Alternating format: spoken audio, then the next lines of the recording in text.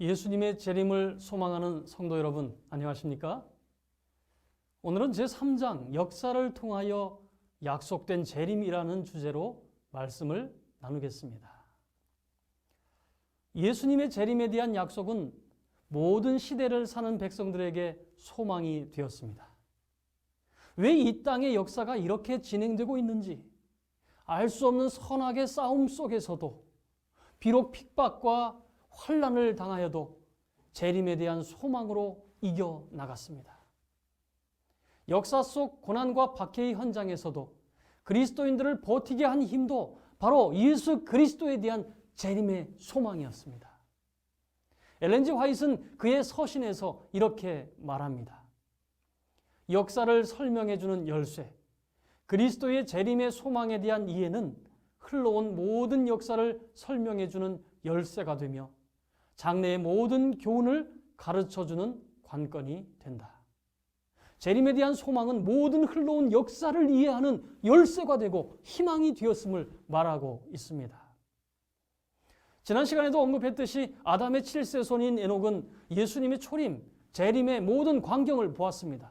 살아서 구원받은 에녹의 품성은 살아서 하늘로 올려가는 성도들이 달성해야 될 품성의 상태를 보여준다고 할 수 있습니다. 특별히 구약시대에 양을 잡아서 드리는 희생 제물은 예수 그리스도의 십자가의 희생을 상징합니다. 또한 예수 그리스도의 재림을 영원히 생각나게 합니다. 구약의 이스라엘 백성들은 자신들이 알지 못하는 사이에 희생 제사를 드림으로 인해서 예수님의 초림과 죽으심과 부활과 재림의 모든 전 역사를 그들의 성소 봉사와 절기 제도를 통해서 이미 기념하고 있었습니다. 이스라엘 백성들은 성소 봉사를 통해서 날마다 예표와 그림자로서 구주시요 제사장이시요 왕이신 그리스도의 오심과 관계된 진리를 그들이 배웠던 것입니다. 특별히 대속주일의 마지막 날에 행해지는 장면은 선악의 대쟁투의 종결의 마지막 장면을 보여주는 것입니다. 대속주일의 마지막은 염소 2마리 중 여호와를 위한 염소와 아사셀을 위한 염소의 처리 문제입니다. 여호와를 위한 염소는 잡아서 성소에 드리고 아사셀을 위한 염소는 광야로 내보냅니다. 선과 악이 분리되는 것입니다. 선과 악이 완전히 영원하게 처리되는 것입니다. 예수님께서 마지막에 재림하실 때 선과 악은 분명하게 갈리게 됩니다. 이 장면은 재림에 관한 내용을 포함하고 있다고 하는 것입니다. 마태복음 25장 31절에서 34절의 말씀을 읽겠습니다. 인자가 자기 영광으로 모든 천사와 함께 올 때에 자기 영광의 보좌에 앉으리니 모든 민족을 그 앞에 모으고 각각 분별하기를 목자가 양과 염소를 분별하는 것 같이 하여 양은 그 오른편에 염소는 왼편에 두리라. 그때 임금이 그 오른편에 있는 자들에게 이르시되 내 아버지께 복받을 자들이여 나와 창세로부터 너희를 위하여 예비된 나라를 상속하라. 마태복음 25장은 예수께서 이 땅에 재림하실 때의 사건을 말하고 있습니다. 이 땅에서 선한 자와 악한 자의 분리를 이야기하고 있습니다.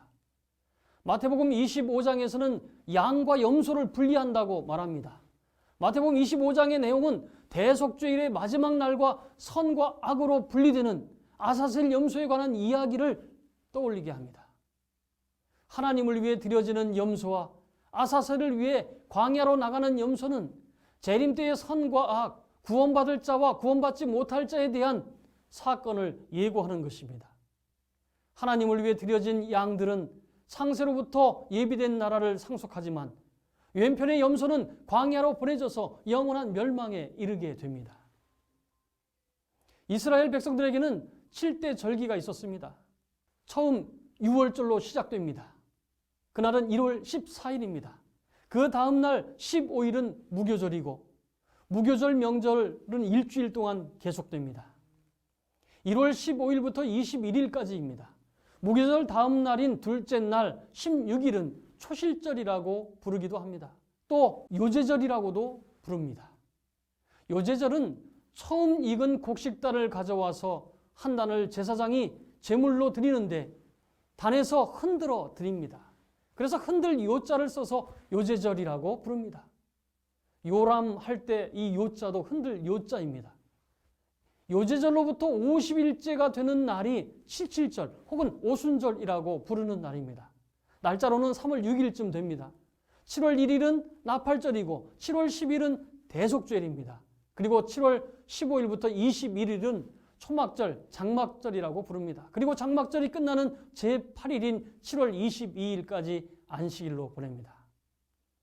7대 절기 중에 여러분 요제절은 왜 있는 날일까요? 왜 곡식을 흔들어 그날 하나님께 제사를 드리는 것입니까?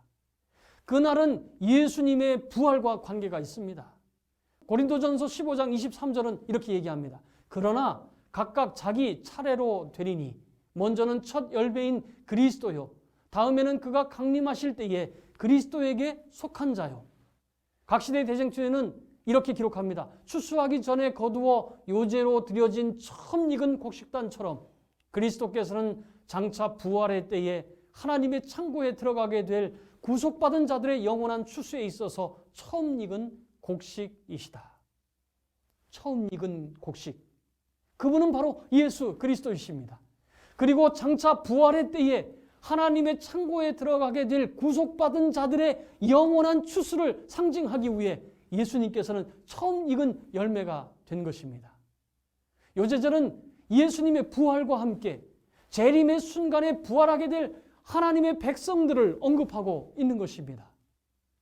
우리 모두 예수님과 더불어 하나님의 창고에 들어가야 될 알곡들이 되기를 간절히 바랍니다. 다음 시간에 계속 이어가겠습니다.